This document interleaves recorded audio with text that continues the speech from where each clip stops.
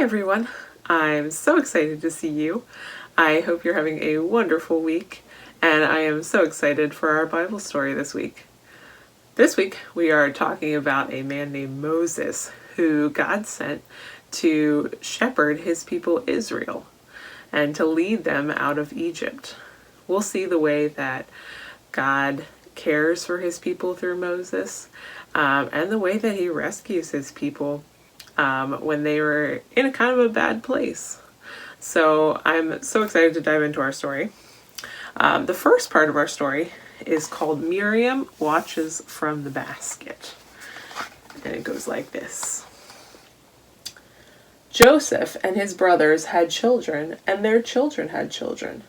God's people began to fill up the land of Egypt. So if you remember our story last week, God worked through Joseph when his brothers meant to hurt him. God used that for good, and he used Joseph to save Egypt as well as his brother's family.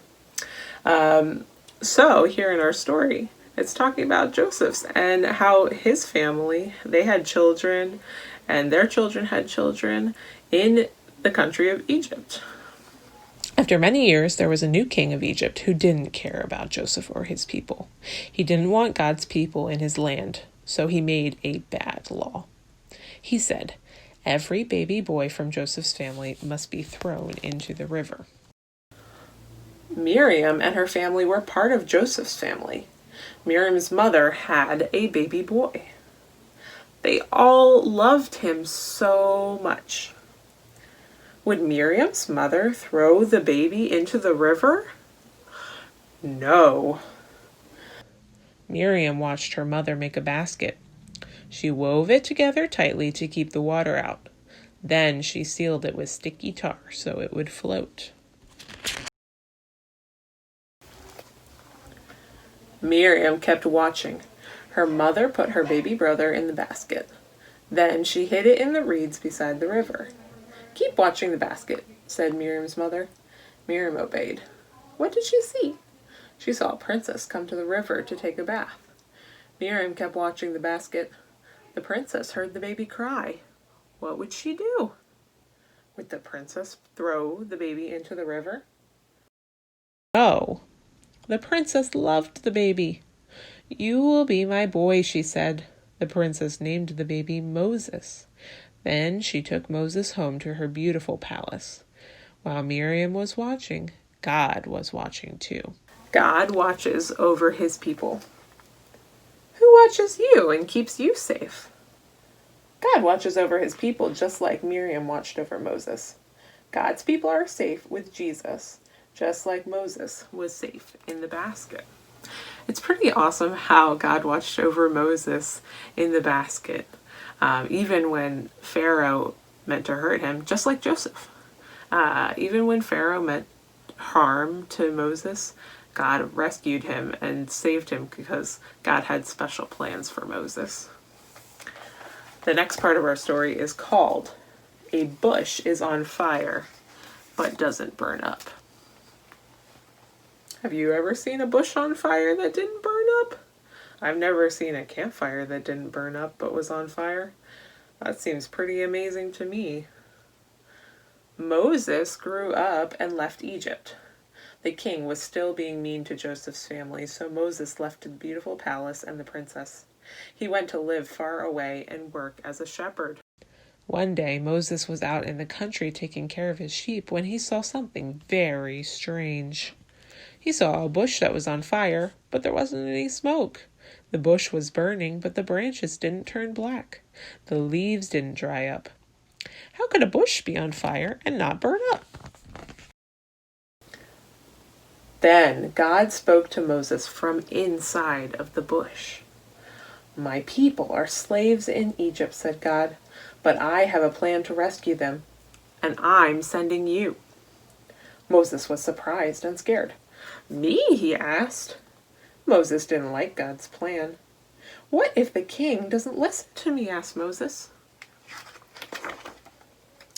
Then God said, your job is to show the king my power.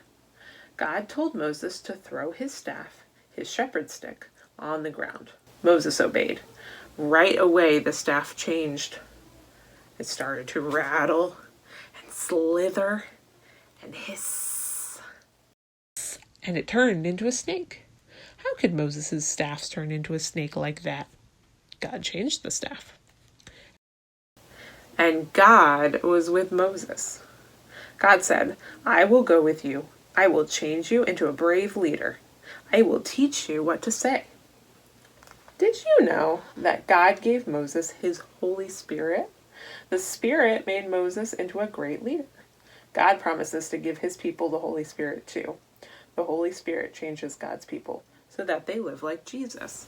The next part of our story is called Stubborn King Pharaoh Says No. God's people were still slaves in Egypt, but God remembered his promise to rescue them. So God sent Moses to Pharaoh, the king of Egypt. Moses said, God says, let my people go. But the stubborn Pharaoh said no to God. So Moses went down to the big river. He hit it with his staff. All the water in Egypt turned to blood. Yuck. No one had anything to drink. Then Moses said to Pharaoh again, let God's people go. But stubborn Pharaoh just said, no. So God filled up the land of Egypt with frogs, gnats, and flies. If you looked inside your oven, ribbit. If you looked inside the pantry, buzz. Pharaoh changed his mind and decided to say yes. He said, Moses, please pray to God for me. Moses prayed, and God took away the frogs and gnats and flies. But stubborn Pharaoh changed his mind and would not let God's people go. No. Then all the cows and sheep in Egypt got sick. People had sores on their bodies. God sent hail, ice from the sky. He sent grasshoppers to eat people's food. He covered all of Egypt with darkness. Pharaoh started crying. Oh, Moses, I've made bad choices. I've disobeyed God. Please stop these terrible plagues. God did stop the plagues, but then stubborn Pharaoh shouted, no way, I will not let the people go. Have you ever said no when you should have obeyed? Sometimes we are stubborn like Pharaoh, but that can't stop God's promise. Jesus can save us from a stubborn heart. What do you guys think? Is God going to be able to rescue his people from Israel? I guess we'll have to find out next week. I think the answer might be yes.